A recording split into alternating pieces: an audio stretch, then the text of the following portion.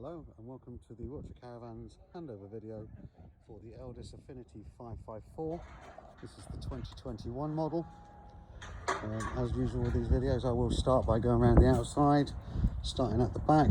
Just going to give you a bit of a view around to start with. I've unlocked most of the lockers that I can do for the purpose of this video. Right, starting at the back, this one's obviously, as you can see, got a bike rack. They don't come as standard. So you've got grab rails to help manoeuvre around. So you've got your light clusters there for your reverse lights, brake lights, running lights and indicators. You've got a top line brake light up there as well. Also an area for your number plate, and there are your corner steadies. Going around to the side of the van, first thing you come to, obviously bathroom window, and this is where we put our pink fluid for the toilet rinse. I do need a key for that, so bear with me a second.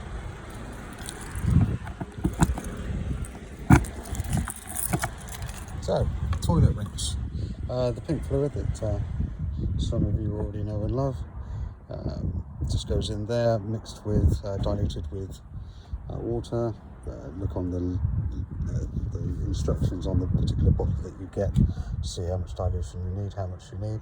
I usually just put some in a pop bottle and just pour it in that way. Okay, then you get to the toilet cartridge itself. That's the standard Thetford cartridge. Okay, to remove, and pull straight towards you. You don't need to lift it out, up or anything, just pull it straight towards you. You'll know when it needs emptying because a light up goes on in the toilet to say it just needs emptying. It's got a handle, telescopic handle. It's on wheels, so you can wheel it around. Right. Okay, to empty, remove the lid. Put that somewhere safe. You don't want it falling down into the area that you're going to tip all your waste. Tip it forward and then press down on this orange button up here to release any air and lock it in there. Okay, so once you've done that, you'll want to rinse it out with the hose pipe that's usually available at the waste point. Slide this down and open the there, just rinse out that. You just see in there, hopefully the float, that's the bit that when it's floated up to the top shows you that the cassette needs emptying. Now when you're putting it back in, close that flap, slide that back in place, and you're ready to put your blue fluid into the cartridge or cassette.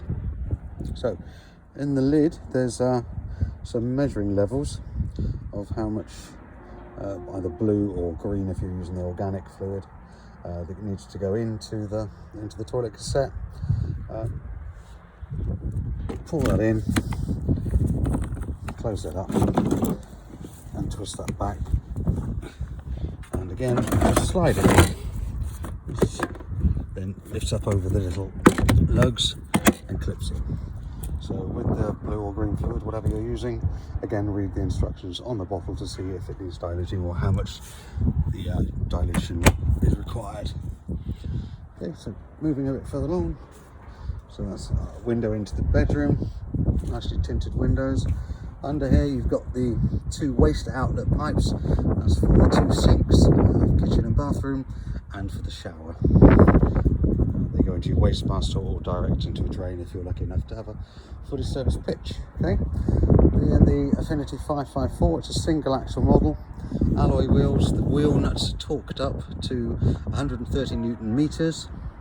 This particular one has an automatic auto engage power touch evolution motor mover. There's a separate video for that which will be forwarded to you if you have a mover on your vehicle, on your caravan.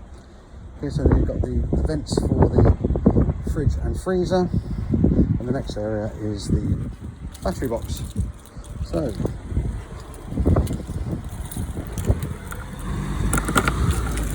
into the battery box we go. So this one's got with the motor mover, we usually put the 110 ampere batteries in.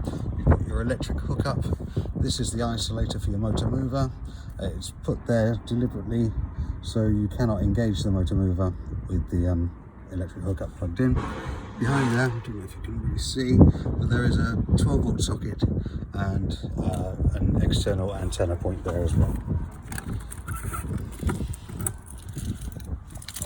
Okay, then we come to the water pump. I haven't put an aqua roll out here, this is for demonstration purposes only. So the pump itself, whale pump. This is the power bit that goes into the water. This is the part that goes into the caravan, like so. So it pushes in and just clips down in place there. Now, as you can see, it's got a little cutout so you can put the water pump itself inside that clip to prevent it from dragging onto the floor, getting any dirt or anything into your water supply. Right, then, Alde heating. If you are to use the gas side of the heating, that is the exhaust vent for the gas. And then of course another corner steady there. At the front, got the typical Elddis 3-window approach. Lots of light going in there. Then you've got the grab handles either side and your gas locker. So inside your gas locker, as you can see, I'd already opened it. We've set this up for propane. You've got a chance to use 2 bottles, so you can have 2 bottles in there. In here you'll also find your water pump, leg winder. That's the wind out for the auto manual move, the auto motor mover. There's a wheel brace in there as well, but this is probably where most people store all their stuff that they don't mind rattling about a bit. It's got the Chris number on there as well, which is the registration number.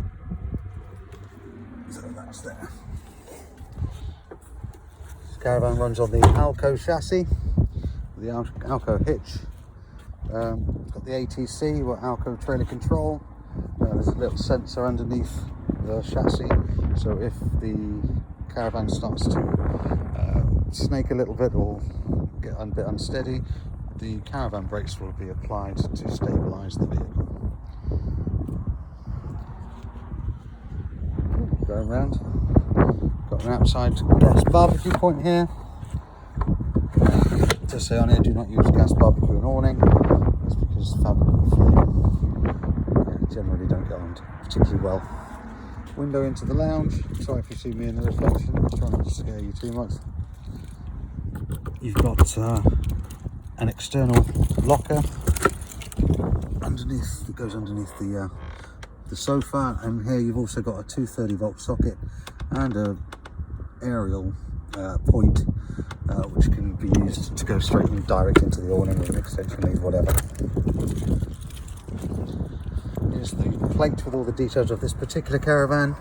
So it's got the maximum plated weight of 1470, tyre size 185s, R14s 104, pressure 61 psi, wheel bolt torques for the steel, for the spare wheel if you need to put that on, 102 newton meters, but for the alloys it's 130 newton meters. Okay, so now you've got the stable door, which we'll be going into in a minute. The vent for the microwave. Up on top you've got the antenna, which is for the TV and radio. Awning light. And further down we've got another external locker. This one's for the under the beds area, so you've got lots of storage under the bed. All I would suggest is, because it's not quite over the axle, don't put anything particularly heavy in there. So that's the external look of the 554. Next we shall be going inside and showing you how to use things in here. Before we go inside, just to show you, this is alarmed, this caravan. Also you've got a key fob, you've got 2 sets of keys with these, but on this little key fob here, press the top button, the bigger button. One bleep means that the alarm is now set, so any movement inside or movement of the caravan, legs getting wound up, anything like that, the alarm will go off. Press it again, 2 beeps means the alarm is off. There's also a panic alarm there. If you keep that pressed down, that will go off, and it's very, very loud. The alarm goes off. You'll probably find it more than once. You'll have the keys in your pocket and you'll set the alarm off in error. Okay, so let's go inside and have a look.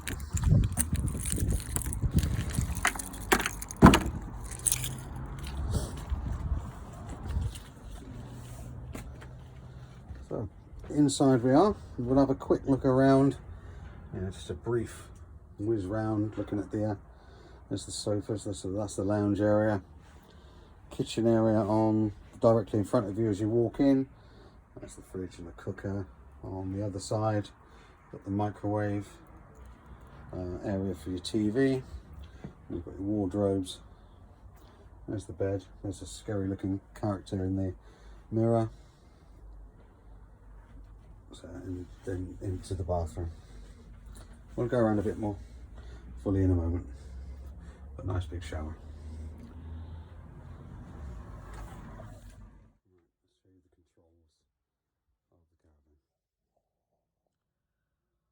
So as you step in the caravan, immediately on your left hand side, you come to the control panel area. So you've got your heating control, light switches and your main power on, etc. You may be wondering what this is. Well, this should beep red flash red every now and then. If it flashes red 3 times, it means that the alarm needs resetting. And on your bunch of keys, you will have, if I can find it, a little dongle looking like that. Now this looks a bit like the immobiliser I had in a Ford Escort in 1986, but that just plugs into there briefly. Plug it in, that resets your alarm.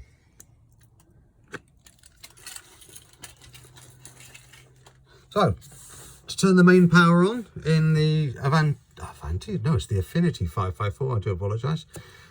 Main power button there, switch that on. Okay, so that's your main power now on. You can see this has come up, flashing up 13.5 volts available. That doesn't surprise me a great deal as we are plugged into the mains at the moment. Light switches, so we've got outside gas locker, the awning light, and your main lights inside. I'll turn those off, then back on again. Doesn't look much in this on a bright sunny day, but at night time this does, it's plenty of lights in here. If anything, it might be too bright. Okay, so this is the water pump. As I said, as I showed you outside, once the pump is in the aqua roll, or if you have a direct feed, and if you have a direct feed, you do not need to turn the water pump on. If you are in an aqua roll, whether that's got the universal mains adapter or not, you need to turn the pump on. Turn the pump on, the light will come on briefly. Turning it off because we don't have any water there in situ at the moment. But that's how you turn the water on. And as I said, if you have a direct feed pump, so you've got the well connection on directly onto a tap, you do not need to turn that water pump. In fact, don't turn that water pump on, because that will mess up your calibration. And with the tap, all you would need to do is turn that on about half a turn to give you plenty of water. Okay, right. After that, we've now got the Alldis heating system, heating and hot water system. So to turn that on, press the power on. It will come up with a nice little display, proudly made in Sweden.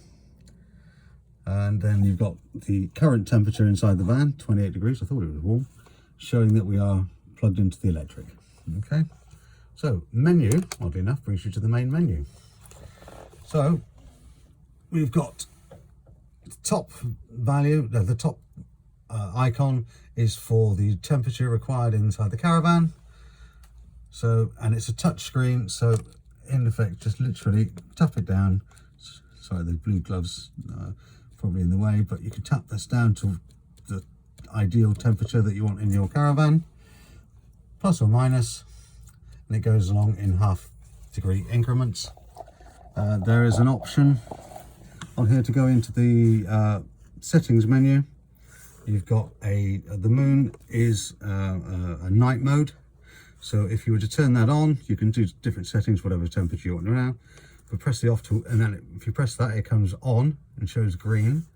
Then if you go back to the main menu by pressing the arrow, and arrow again, you now see an A there. That shows as an activated function.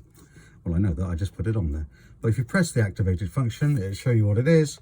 Press on that again, and if you want to turn it off, just press on it. So it's now off. Go back, and you no longer have the A there, so you don't have any activated functions on there.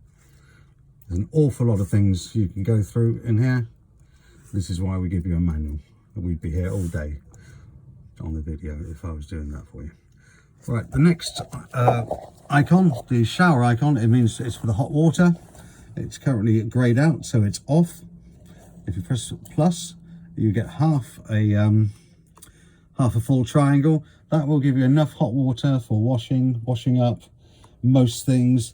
Even if just one of you having a shower, that would be fine. But if there's a couple of people that were going to have a shower in quick succession, you can up that so you get more power to the hot water. It doesn't make it any hotter, it just means it warms up more quickly, so you'll have plenty of hot water. As we've got no water attached, so I'm not going to keep that on. The next icon underneath is the little lightning bolt. That's how much power we're using for the heating and hot water. You've got the options are off, so none. 1 kilowatt, that will warm things up, but it will take an awfully long time. 2 kilowatts now on most UK sites. That'll be, you'll have that available to you on the pole, the electricity, how much ampage you've got. 2 kilowatts, that will warm things up relatively quickly and very nicely. If you want to warm things up very quickly, go on to 3 kilowatts. So you're using 3 kilowatts of power to basically heat your van and the hot water. And whilst that is very nice, it's very quick. If you put the microwave on and you're on a kettle on, you might trip the switch. You might be trying to use too much power. So in the UK, 2 kilowatts is more than likely going to be enough at all times. You also have the option of using gas if you do not have any electricity available to you. You can go on to gas. We haven't got any gas connected, so that's a bit of a pointless exercise at the moment, but that is an option for you. So that is the heating system. As I said, there's lots of things to go through in the menu. You've got a very detailed instruction manual, but you can always give us a call at Wiltshire Caravans on 01373 752 100 if you have any questions. Okay. And then to turn off the heating system and the hot water, press the power button and it'll say off. That turns it all off. And always when you're shutting the van down, when you're leaving site, whatever, always turn the heating off before you turn the main power off. Okay. But whilst we were talking about water and heating, etc., particularly about water, underneath the right-hand sofa, there's a gas isolator tap. For the heating, if you're using butane and you didn't have a tap on the bottle, if you wanted to isolate, and that's what that's for, to isolate the gas. But more importantly, under here, that yellow tap in that position, that is draining water out of the hot water system and all the taps. So when you winterize particularly, but if leaving site, open that tap up, any water will come out of the hot water tank, which is that behind it, and go straight onto the floor. To allow water in, put it that way around to the horizontal position. Now water can flow in nicely. Like I say, when winterizing, open that tap and open all your taps, your mixer taps within the van, to make sure there's no water left inside. I also mentioned trip the switch if you're trying to use too much power. Well, here's your fuse box and breaker switches. So if things aren't working, or you come in and you expect something to work and it doesn't on the 230 volt side of things, chances are it's tripped the switch. Just look under there.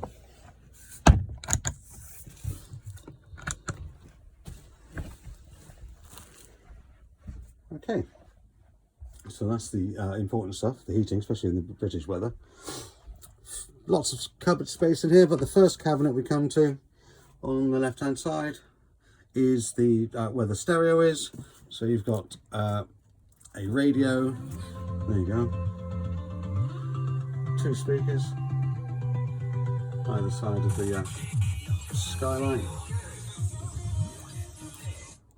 So yeah, radio there. There's your booster for the antenna. You've got that works for the both the radio and the TV. Now the TV antenna, when you get to a site, have a look which way everyone's facing their aerial. Undo that screw there, lift this up, turn it to whatever direction everyone else has got theirs, and then tighten up the tightening bracket there, and then retune your TV. So that way you should get TV reception. Not everywhere has very good TV reception, but most places have got some. Also in here you see you've got a carbon monoxide and a smoke alarm. So there's a smoke alarm, carbon monoxide alarm. Big front screen, which is really nice, lets in lots of light. But if you don't want to let any light in and you want to use the blinds, well, I'll show you the windows first. So windows, standard catches, open those, windows open, tighten up those little knobs to keep the windows open.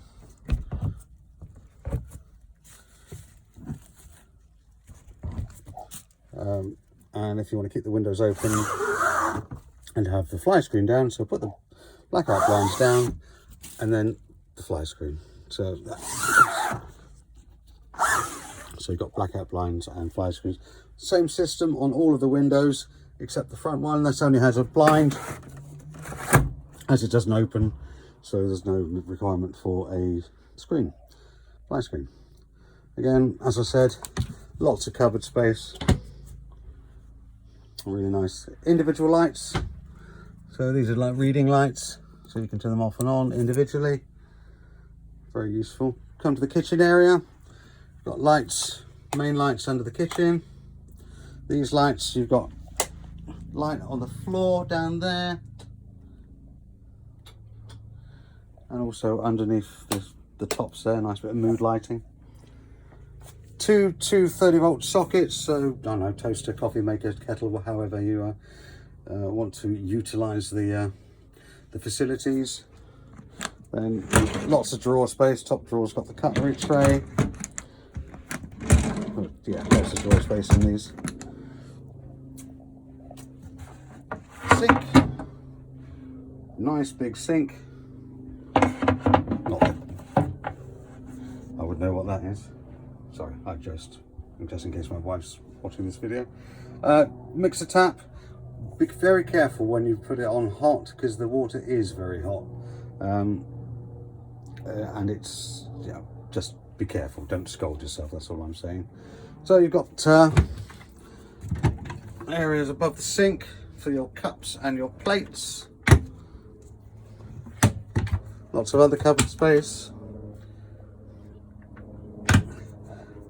Then we get to the cooker itself. Now the cooker, if you lift the lid up, it's a very good sign there. It says do not shut the lid when burner alight.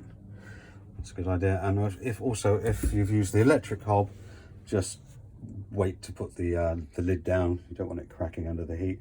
So you've got 3 gas burners and an electric hob. You've got a light on the oven.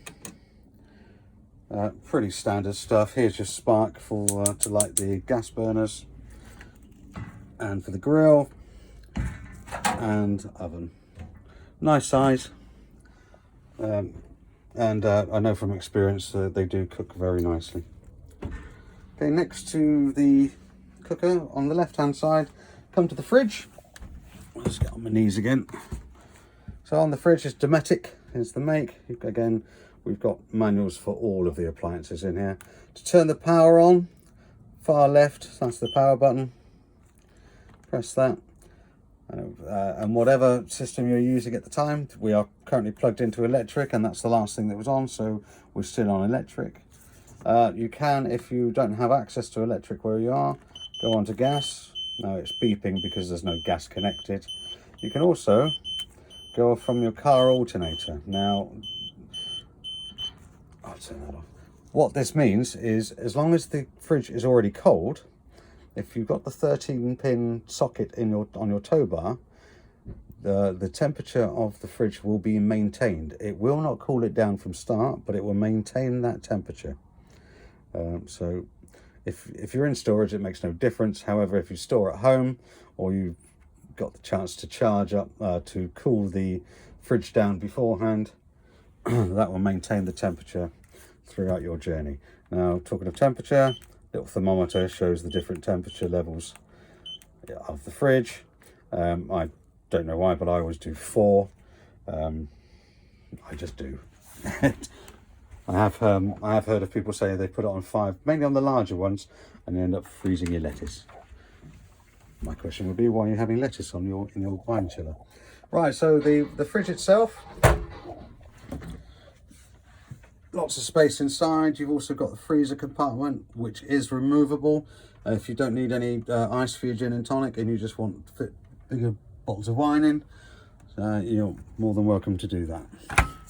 What I forgot to mention with the cooker side of it, underneath the cooker, you've got isolators for the fridge and the cooking side of the cooker side of things. Now that's just for gas. You've also got that plug there, the plug itself and the socket there, that is for the electric hob.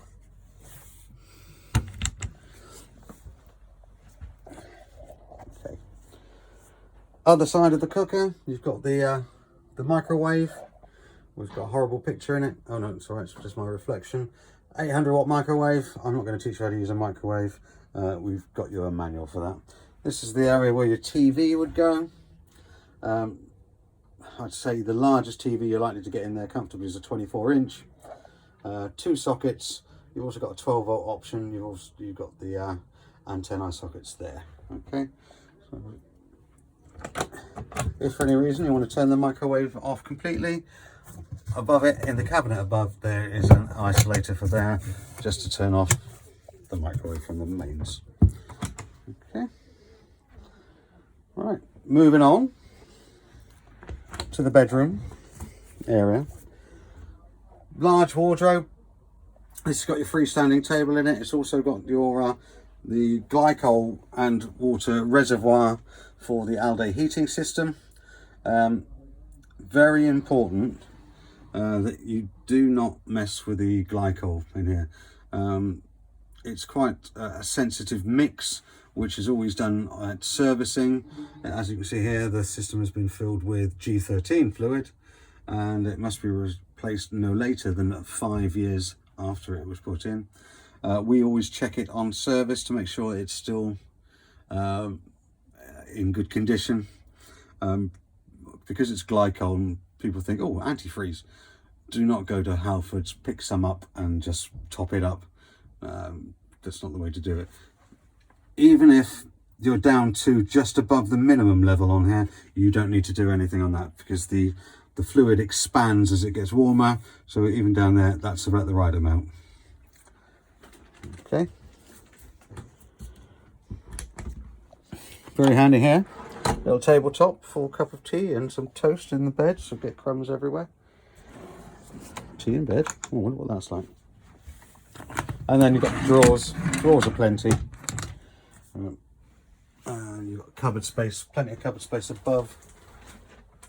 The bed, individual lights. Got plug socket and USB sockets. Forgot to mention that there's USB sockets down in the bottom corner on the left hand side. Plug and USB sockets there. And here we've got the smaller wardrobe on this side. So more space for the young lady to put more clothes, while you have a single drawer for pants and socks if you want. Again, another little pull-out table. Thank you very much. I'll have a cup of coffee. White, no sugar. Full size, well, not full size mirror, it's full size for me, but I'm only short. Large mirror.